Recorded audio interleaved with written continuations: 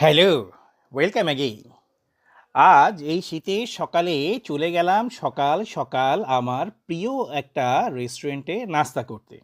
হ্যাঁ, দেখতেই পাচ্ছ বিশাল রুমালের মতো এই রুটির নাম হচ্ছে রুমালি রুটি। হ্যাঁ, এটা এত বিশাল কিন্তু এত পাতলা যে খেতে কিন্তু দারুণ লাগে। মানে আমরা যে অনেকে হচ্ছে গিয়ে তেল ছাড়া পরোটা খাই, ওই রকম একটা কাই দিয়ে পাতলা করে এই জিনিসটা রান্না করা হয়। আবার এটার তাওয়াটাও কিন্তু অন্যরকম। অনেক জায়গায় বড় কড়াইকে উল্টিয়ে চুলার উপরে তার উপরে এটাকে সেঁকা হয়। সাথে নিয়েছি মুরগির স্যুপ। আচ্ছা, এই রুমালি রুটি বা পরোটা দিয়ে খাওয়ার জন্য যেই সকালবেলায় বাংলা রেস্টুরেন্টে যেই আ কোরবার মতো রান্না করা যে জিনিসটা থাকে, এটা না মুরগির স্যুপ কেন?